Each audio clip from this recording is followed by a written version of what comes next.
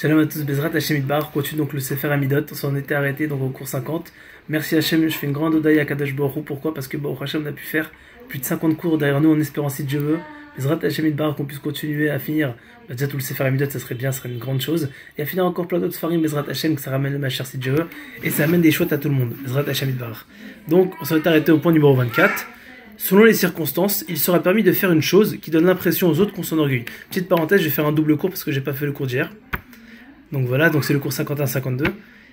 25. Celui qui éprouve de l'orgueil transgressera finalement l'interdiction de l'adultère. Il sera comme un idolâtre ou un hérétique, que Dieu nous en préserve, et comme s'il avait un rapport charnel avec toutes les personnes qui lui sont interdites, et comme s'il avait érigé un autel païen, il perdra de son importance jusqu'à devenir insignifiant. Il conviendrait de le déraciner tel une petite plante qu'on avait consacrée à l'idolâtrie, parce qu'une personne qui à l'époque il a consacré une plante à l'idolâtrie, il fallait le déraciner, il fallait le brûler, etc. Donc il est considéré comme ça, et la poussière ne sera pas remuée lors de la résurrection des morts. Sa poussière, en gros il n'aura pas le droit à la résurrection des morts, et la présence divine déplore son sort. C'est-à-dire quoi? C'est une personne qui est orgueilleuse, malheureusement il a toutes les choses qu'on a dit précédemment, c'est-à-dire catastrophique, j'ai pas besoin de le répéter. Celui-là qui a compris, bracha, celui qui n'a pas compris, qu'il fasse attention, c'est dangereux quand même d'être trop orgueilleux. Et je vais faire une petite parenthèse dessus, c'est important de savoir ça. Le Gaon de Vilna nous dit que dans la vie, si on n'avance pas, on recule. Les gens, malheureusement, entre guillemets, ils pensent que, bon, ils peuvent stagner. Stagner n'existe pas. Imaginez, je vais donner un bel exemple que j'avais entendu d'un Rav, il disait que c'était comme si on était sur une montagne avec un vélo mais sans frein. Si tu pédales pas tout le temps pour essayer de monter, automatiquement tu tombes en arrière, mais c'est pas une chute, c'est une grosse chute, c'est la dégringolade. Malheureusement, c'est ce qui se passe dans notre vie. Si on n'avance pas, automatiquement on recule. Les gens, ils se disent « Ah, je stagne », mais vu que le temps il avance, si toi tu stagnes, automatiquement tu recules. C'est logique. Donc faire tout le temps attention, tout le temps avancer, prier Hachem, essayer d'être mieux, ne jamais se dire « Bon, Hachem, j'ai atteint un bon niveau », se suffire de ses connaissances. Rabbi Nachman, il était très contre ça. Il dit qu'il faut jamais se suffire de ses connaissances. C'est le plus grand des terreurs, la routine. C'est le truc, métro, boulot, dodo. C'est le truc qui peut tuer une personne dans sa voie d'Hachem. Donc tout le temps, être brûlant, tout le temps, faut recommencer, repartir d'un bon pied. C'est très très important. 26. Le chapeau d'un couvre-chef, c'est un remède pour ôter l'orgueil. Des fois, le chapeau d'un rabbi, d'un rav, d'un admour, d'un tzaddik. Vous prenez ça, vous le mettez, ça permet d'enlever l'orgueil. 27. Grâce à la foi divine, tu obtiendras la force de briser l'emprise de l'orgueil et tu domineras ce défaut. Pourquoi? Parce que la foi divine, c'est justement la preuve qu'il y a Dieu, qu'il est là dans ce monde-là. On dit que la foi, c'est la émouna, la foi, c'est la émouna évidemment, mais la foi, ça se matérialise par la tfila. Donc quand une personne il a l'émouna, il prie, quand une personne il prie, c'est qu'il a l'émouna. C'est des deux côtés. Donc une personne, il faut tout le temps qu'il prie Hachem, qu'Hachem lui aide à enlever ce défaut-là. C'est très très important la tfila dans n'importe quel travail. Rav, je parle beaucoup de ça, que la tfila c'est énormément important pour travailler et enlever les mauvaises midot. Et en passant, j'ai une petite parenthèse, c'est important de savoir. Il dit à Rabbi Street, les mauvaises midot c'est comme les mauvaises herbes. C'est là, ça pousse. Si une personne ne fait pas attention de les enlever, bah ça pousse, et pitom, un jour soudain, il se réveille et il se dit mince, pourquoi je comprends pas, il m'arrive telle et telle chose. Et en fait, ce qui se passe, c'est qu'il avait cette chose-là déjà ancrée en lui, mais il n'a pas travaillé dessus. Donc faut pas dire je travaille dessus, il faut se travailler dessus tout de suite. Dès qu'on sait qu'on a une mauvaise chose, il faut essayer de travailler. Évidemment, pas tout en même temps, ça ne sert à rien. Chaque chose, léat, mais il faut travailler tout le temps. 28. Un personnage orgueilleux, ses projets ne réussiront pas. 29. Si tu as fauté par inadvertance, tu éprouves certainement de l'orgueil, et par cela on te montrera que tu n'es pas encore tzaddik. 30. Lorsqu'il t'arrive d'éprouver quelques prétentions, inquiète-toi du désastre à venir. Pourquoi? Alors il y a une très belle phrase que Rabbi Nachman il fait une Torah dans l'Ikouté Moran. Il dit, il a écrit un passouk dans Michelet, Lifne Sheber Geon, Velifne Kavod Adanava. Lifne Sheber Geon, ça veut dire avant qu'une personne, il arrive, que Dieu nous en préserve, à une grosse galère, alors il aura la grandeur. Et une personne, juste avant qu'il arrive au Kavod, c'est la suite du verset, qu'il arrive à un grand respect, qu'il arrive à un haut poste, qu'il arrive à une réussite, Anava, il va devoir passer par un matzav, par une situation où il va galérer. Donc, ici il dit, si une personne, il arrive d'éprouver quelques prétentions, donc il fasse très attention. Pourquoi? Parce que l'étape d'après, quand une personne il a de la prétention, entre guillemets, c'est qu'il se prend pour une personne haute, vu que la roue elle tourne, s'il est en haut, comme exactement c'est l'histoire de la roue qui tourne. S'il est en haut, automatiquement il va tomber en bas, Shalom. Donc faire très attention. Toujours prier Hachem que si Shalom, on est en bas, qu'on puisse remonter, et si Shalom qu'on doit tomber, qu'on puisse toujours remonter Bezrat Hachem. Que toujours on doit être en haut, et même si on tombe en bas, parce que c'est important de faire haut bas, Ratso Vachov, c'est-à-dire monter, descendre, comme vous savez à l'hôpital, comme ça, comme dit Rabbi Street, c'est un beau truc, il dit comme ça, monter, descendre. Si une personne, il a pas ça, ça veut dire, ça monte, ça descend, c'est qu'il est mort. C'est une ligne de droite, c'est qu'il est mort. dans sa Avodat Hashem ou dans la vie. C'est vraiment comme ça. Donc tout le temps, il faut faire en sorte de tout le temps être bouillant dans la Avodat Hashem, tout le temps être en action. Ensuite, on continue. Si, lorsqu'il donc on a dit ça, 31, un indigent qui est humble, même s'il ne donne pas la tzedaka, sera préférable à un riche orgueilleux qui la donne.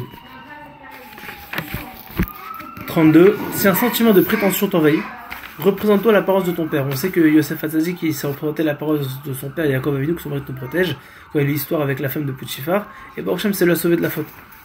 33. L'orgueil sera un signe annonciateur de ruine ou de catastrophe que Dieu nous en préserve. Ce qu'on avait dit juste avant. Ou Siman Shel Shever, voilà. Il dit en hébreu, Gava ou Siman Shel Shever, ce qu'on avait dit dans le passouk de Michelet. Je veux juste vérifier qu'il dit bien ça là. Lamed Gimel.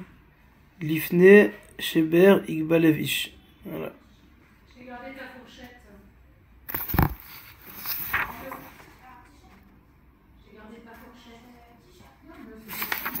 On continue. 33. Donc on avait dit 34. L'orgueil proviendra du fait que tu n'aies pas réparé tes erreurs de jeunesse. Très important. Si une personne arrive à se souvenir qu'il fasse tchouva sur ses erreurs de jeunesse, si une personne n'arrive pas à s'en souvenir, alors il dit Hachem, voilà, ce que je me souviens, je fais tchouva dessus, ce que je me souviens pas, je fais tchouva dessus, quoi qu'il arrive aussi. Parce que je m'en souviens pas, il y a Kadosh Baruch Hu Mimele, il pardonne. Évidemment, tant que la tchouva elle est sincère, Dieu pardonne. Il y a écrit ou modé veozev yerucham. Celui qui est modé, qui reconnaît, et qui est ozev, c'est-à-dire qu'il lâche, il abandonne ses fautes, yerucham Kadosh Baruch Hu, il le prend en miséricorde. 35. Celui dont le vin tourne au vinaigre sera de toute évidence un personnage orgueilleux. 36. Celui qui éprouve de l'orgueil, sa demeure ne subsistera pas, que Dieu nous en préserve.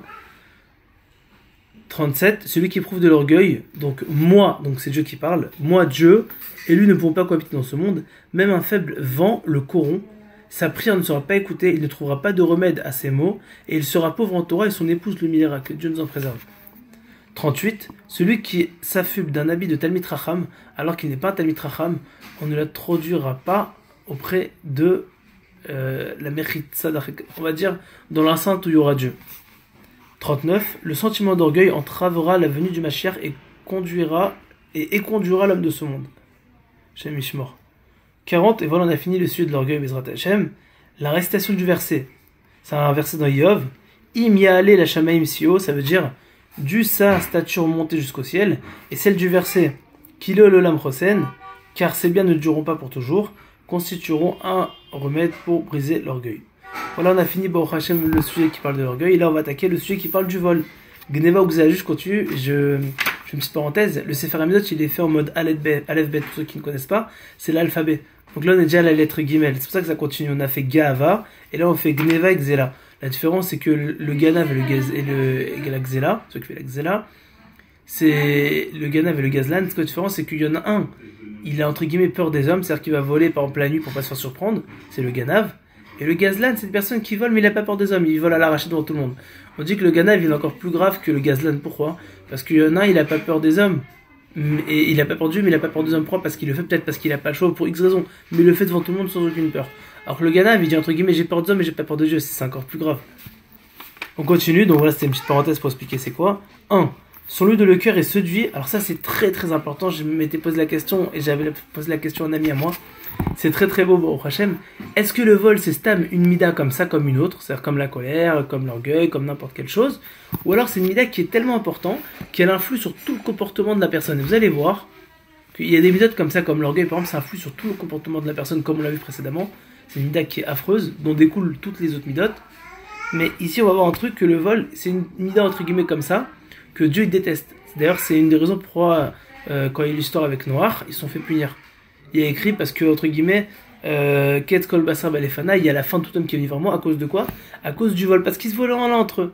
Alors qu'on voit qu'il y a eu, par exemple, à la tour de Babel, entre guillemets, ils étaient unis, entre guillemets, contre Dieu, mais ils ne sont pas fait punir autant gravement. Pourquoi? Parce que justement, ils étaient unis. Alors qu'à l'époque de Noach, ils n'étaient pas unis, ils se volaient l'un à l'autre, ils se volaient tout, il n'y avait aucune ardoute, aucune unité. Deux choses à retenir, premièrement, toujours être unis, deuxièmement, ne pas se voler. Donc je finis juste sur ce point-là, c'est un premier point, mais j'aimerais qu'on réfléchisse dessus, c'est très important. Regardez ce qu'il dit. Nous, on s'était posé la question avec un ami, on s'est dit, est-ce que c'est juste une mida normale, ou c'est une mida qui peut faire en sorte que l'homme, il devient vraiment pourri? Regardez la réponse exceptionnelle qu'il dit Rabbeinu. Celui dont le cœur est séduit par l'idée de dérober, étant donné qu'il s'est octroyé le droit de spolier le bien d'autrui, il sera prêt désormais à toute faute ou transgression, et rien ne parviendra à l'écarter du mauvais chemin. Vous imaginez ou pas? Ça veut dire que, je le redis juste la fin, il sera prêt désormais à toute faute et transgression, et rien ne parviendra à l'écarter du mauvais chemin. Ça sera prêt à tout, à voler, à tuer, à faire les pires choses que Dieu nous en préserve. D'où pourquoi il faut prier à Kadosh Baruch qu'il nous sauve de cette faute de voler. Sachant que la Gemara dit que l'homme il a tout le temps tendance à vouloir entre guillemets s'approprier de choses qui ne lui revient pas, à faire du vol. Il faut faire attention, il faut prier à Kadosh Baruch Hu, Hashem Yitbarach qui nous protège de ça, Bezrat Hashem, qu'on puisse être des gens droits, gagner notre parnassa sur notre front, ne pas voler personne, être joyeux, rentrer chez soi, mettre la tête sur l'oreiller, dire merci Hashem, j'ai passé une belle journée, j'ai arnaqué personne, j'ai fait une journée propre et cachère. Et on est content, bon, Hachem, et Dieu il est content. En passant, c'est la première question qu'on posera à l'homme à 120 ans. Est-ce que tu as fait tes affaires, ton commerce avec foi? Massa ou Matan Be'emuna. Donc c'est très important, voilà. Bezrat Hachem Yitbarach, que Dieu nous aide à appliquer tout ce qu'on a étudié et qu'on puisse être très joyeux et faire une bonne avodat Hachem Besimcha. Voilà des bonnes nouvelles si Dieu veut.